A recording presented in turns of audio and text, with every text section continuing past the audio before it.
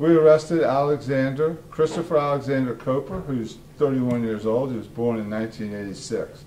He lives with his parents. The address will be in your briefing sheet in Port St. Lucie.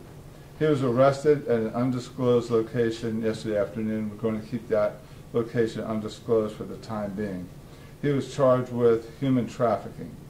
The way this case started was a concerned citizen came forward with a tip about Coper.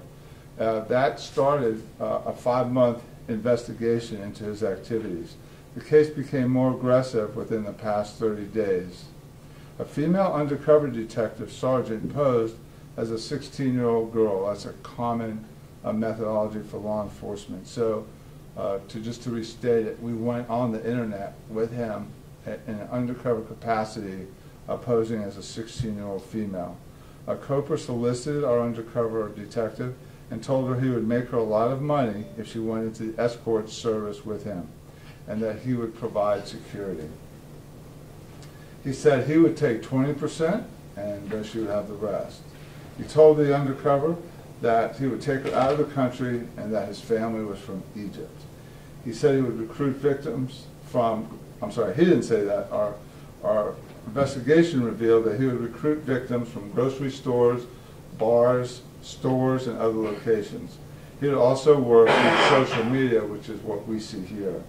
He bragged that he was in the military, which we have confirmed he was not, and that he worked to charm women and make them comfortable with him before he would attempt to recruit them. So he would attempt to cultivate their affections and get them to at least have some trust of him and maybe parallel some romantic inclinations. We've had several reports and calls from females since our Facebook post went up this morning. The callers say that Coper reached out to them. We believe, and through our investigation, that there are more victims out there. We actually have some intelligence that we can release later of several hundred women whose names we know he has. We have no evidence that he was working with anybody else. We're asking anyone that has information, if they were a victim or possibly knows of a victim, to come forward. Victims will be offered services through State Victims Advocate and the Treasure Coast Human Trafficking Coalition, which would also include protection. Penalties for human trafficking include life imprisonment. Coper has a past criminal history of burglary, theft, and threats with a deadly weapon in California. To our knowledge, he has no felony convictions. We are working now closely with St. Lucie County, who called us just not too long ago, complimenting our efforts. They are also working him. There are a couple of sexual battery cases in St. Lucie County where he is the suspect, and we'll cooperate fully with authorities there. That basically is the overview of the case, and I'm glad to try to answer as many questions as possible. Maybe I'll start here on the left, and we'll go to... Sure. Could you describe the difference between human trafficking and a pen? Yeah, the question's a good one. I knew that would come up, where I described the difference between human trafficking and, you said, Pam, but what we would commonly know is prostitution. The difference is, in this case, is that he was attempting to engage a 16-year-old who cannot give consent. So if he was working with adults only, it would not be human trafficking unless he used force, fear, or coercion. So if women voluntarily, and I use that word in quotes, voluntarily as adults worked with him and worked in a prostitution environment so that he could make money and they could, it would not be trafficking. In this case, that crosses the lines of trafficking because the 16-year-old cannot give consent. So, Sheriff, you were saying that there's a good likelihood there are other victims, and you mentioned the cases in St. Lucie County, but you believe there may be other underage victims in Martin County? Yeah, the question is, do I believe there are other victims, and could there be other victims underage? The answer is absolutely yes. It seems unlikely to us that there would be upwards of 300 names that he has, female names, and that none of them either worked for him or were not possibly underage. He clearly doesn't have the date of births next to their names. So, yeah, the final answer, the broader answer to that question is, with so many names that he has, the likelihood is there will be, some of those women are actively working for him, some of them may have been that he attempted to get to work for him and rebuffed him, like we saw in this case. Sheriff, you're talking about taking them out of the country. Were there cases where he actually took women out of the country, or said he would take them out of the country to do work for him, essentially? The question is, we mentioned on our case where he told our undercover, proposing as a 16-year-old that he would take her out of the country if need be, and do we know if he did that with anybody else? Was that your question? Yeah. We don't know. This case is just beginning. It's very much like if you've ever kicked over a fire ant pile. The first kick doesn't reveal much, but they come boiling out of there. I think that's what we've done here. We've kicked over the ant pile, and we will see more people coming forward. We've already had 3 women who called us and said, yes, we knew Coper. Yes, that was his method of operation with us. Yes, he tried to get us to engage with him in a kind of a racketeering case for prostitution. Were they minors? Yeah, the question was, were they minors? The 3 that have come forward to us were not. The 2 that were in St. Lucie County that we were working with them on were not, but perhaps in that 300 names that he has, there may be minors.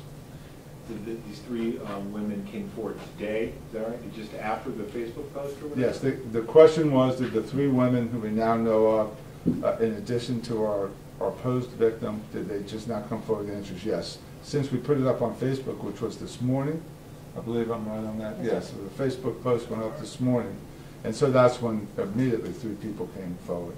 So in addition to the 300 names that we know about, in addition to the 3 that came forward, there's no telling how many other victims would be out there. He was extremely prolific in his work to engage women to come along with him. We know that he would spend time in bars. We know that he was in grocery stores. He appears, for all intents and purposes, from the description we're getting from the women and how he worked with our UC, he was our charmer. He tried to charm women. He tried to get their affections, get them to trust him. It's not that uncommon for a man to prey on women and use whatever charms he may have to get them to come in his direction. If the undercover detective, I guess in this case, had posed as 20-year-old, then the charge would not be human trafficking, is that right? It would be perhaps prostitution or something along those lines? Will's question was, if our UC, our undercover, had posed as a 20-year-old, would it just be prostitution? The answer is yes. It would be soliciting for prostitution. How dangerous is this man? The question is, how dangerous is this man? We feel that it's extraordinarily dangerous because of the fact that he was so willing to take on a 16-year-old and to talk to her about changing her identity, say, I will get you a fake ID, clearly was going to get her into, and they talked about it on the back and forth on the Facebook, that he was going to get her involved in prostitution and modeling and such. Very dangerous for that. And then we feel like always, anytime you have a man with intentions like that to get someone to work for them, even if it was, as Will said, regular prostitution, and I'm saying that with quotes because that's heinous, it's dangerous because invariably the male will go towards fear and intimidation, and that's how it starts off as prostitution and goes into racketeering, trafficking. In your mind, is this gentleman a predator? Question is, in my mind, is this gentleman a predator? When we were briefing for this conference, that was the first words out of my mouth. This guy's clearly a predator. We know that there's 2 people in St. Lucie County that have alleged a sexual battery, and without consent, battery. I think you had a question? Is this your first human trafficking case this year?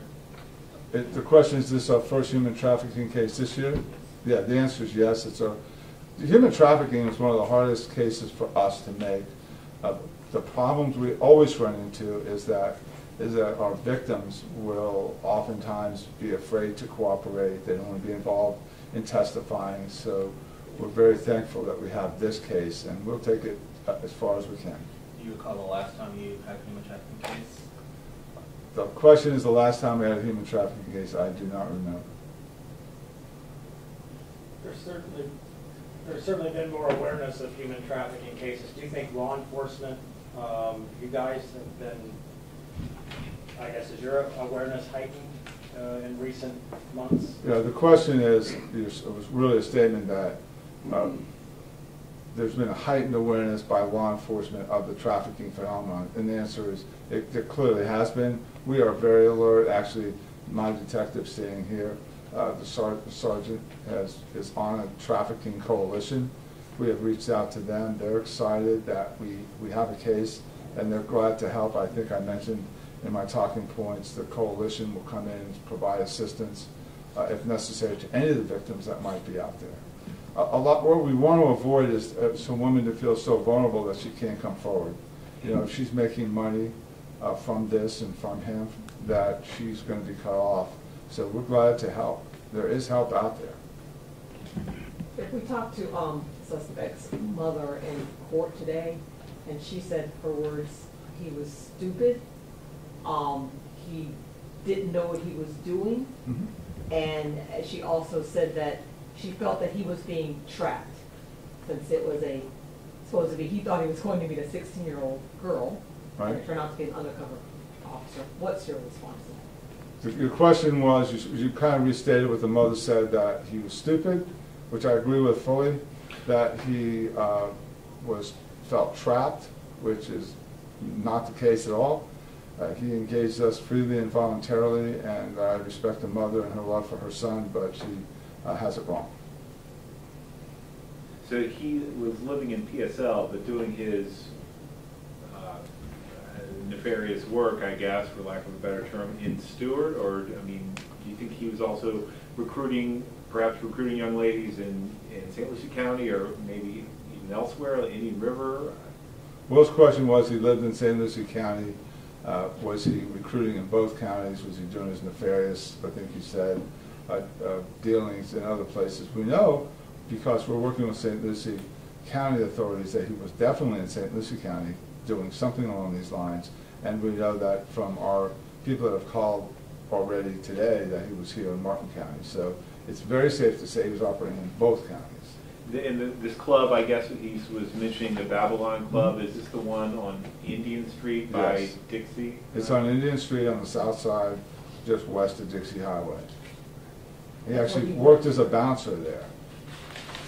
How long did you guys start talking to him until this arrest? How long did the operation take? We started talking to him about 5 months ago when we first became aware of his activities. So it's a 5-month investigation. Now, how did you guys become aware of his activity? That one we became aware because a victim actually came forward and said that she was alarmed by his behavior, that he had tried to engage her in some type of a prostitution relationship, and she reported it to us.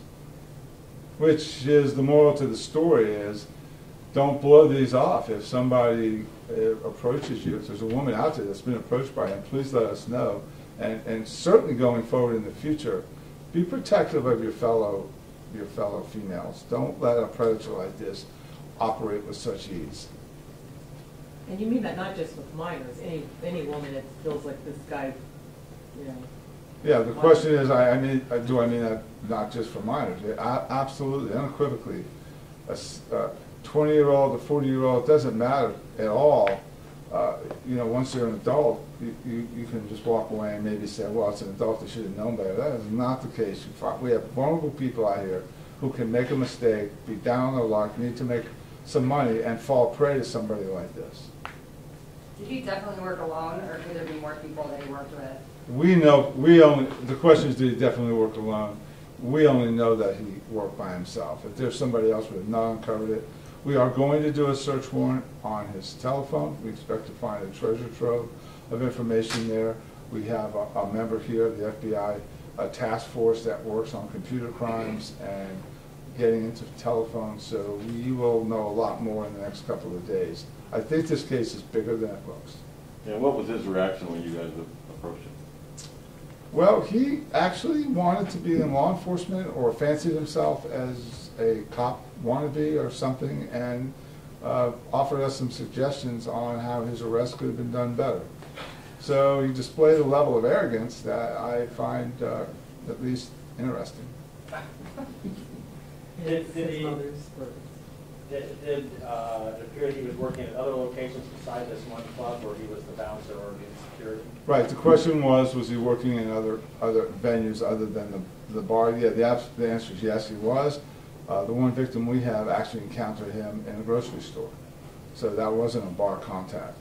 The bar contacts are more fraught with peril because, you know, it's dark, you're meeting somebody in a bar, people have been drinking, inhibitions are lowered. But the fact that he had the nerve to try it in a grocery store shows that he does have a level of arrogance and certainty about himself. Was there ever any actual voice communication between an uncovered detective and this guy? Question was there any voice communications between the undercover and the suspect? And yes, there was recorded conversations. The reason why I ask is because presumably an adult detective sounds different than a 16-year-old girl, but maybe they have... Well, you just heard her voice. I'll let you make the call on that. Will's observation was that a 16-year-old would sound different than a 24-year-old. I like this. How receptive was he to you right away when you engaged with him? I mean, how did it go? Was he, did it take a while? Did he jump right into it? Sure. The question was how receptive was he when we engaged in conversation, and he was just a very smooth talker. He kept going with conversation, and actually at some points when I was too busy to answer, he would, on a daily basis, just send messages trying to get me to engage with him. Text messages? Text messages, phone calls. How many a day? How often? How many times would you communicate with him in a day? Would you say? Over the last 5 months, he'd probably reach out maybe every couple days at least. Spell your name and stuff. Sure. It's Yesenia, Carde, Carde. And can you say what was the text message that actually crossed the line? When we actually revealed to him, or told him that we were only 16, almost 17, and he proceeded to state that he would still put us out in the strip clubs, get a fake ID, and then he had also said that he had some other women that, he actually said, I had some other girls. So that raised our need to act on him even quicker. Thank you all very much, and we'll stay around for just a little bit if you have any follow-up questions.